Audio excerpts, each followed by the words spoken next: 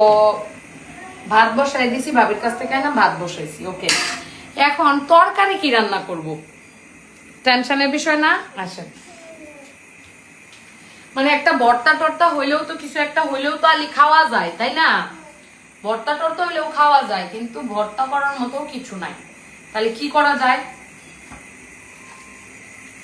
এই দেখেন আমার গাছ ভরা। এখন দেখেন বাইরে কত রাত, ঝিঝি পোকা ডাকতেছে বাইরে, কিন্তু অনেক রাত। এই যে দেখেন একদম 1টা বাজে। এই যে দেখেন চারপাশে নীরবতা, ঝিঝি পোকা ডাকতেছে, পোকা উঠতেছে। সো আমার বারান্দা থেকেই কিন্তু আমাদের এই যে পেঁপে গাছ একদম গড়ের। সো এখন আমি যেটা ভাবলাম, ধরো দূরে যাও, এই যে দেখেন দূরে যাও, তুমি দূরে যাও না, পেঁপে দেখাইতো বলে দেখছে। এই যে দেখেন হাত, এই যে দেখেন হাত ঢুকাইলাম, এই যে দেখেন সবচেয়ে বড় যে পেঁপেটা, এই যে পারলাম পায়রা, এই যে হাত দিয়া ভিতর দিয়া এই যে নিয়ে আসলাম। এখন কি করব, এটারে ছুইলা ভর্তা করব, বাদ দিয়ে খাই ফেলাবো। এইরকম গাছ থাকলে, গাছের কাছে মাপ চাইছি মনে মনে, যে গাছ আমার মাপ করে দিও, রাত্রেবেলা কিন্তু ফল ছিটতে হয় না গাছে।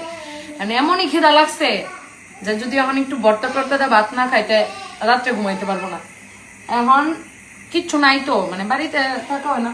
পরে এই যে নিলাম, এখন এটা ভর্তা করব, আর হইতেছে ভাতের সাথে পেঁপে ভর্তা করে খাই ফেলবো। দেখছেন এরকম গাছ থাকার কত সুবিধা, আর গ্রামের পরিবেশ, এই জন্য আমার এত ভালো লাগে যে সবকিছুই পাওয়া যায় একদম হাতের নাগালে।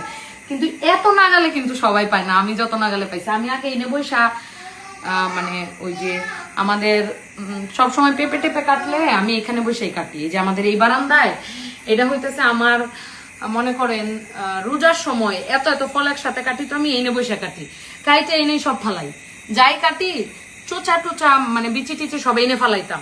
এনে সিরিয়ালে 4টা 5টা করে পেঁপে গাছ হয়েছে, বইরে গেছে পেঁপে গাছ দিয়ে, কারণ আমি এনে পেঁপে কাটতাম, এনে ফালাইতাম।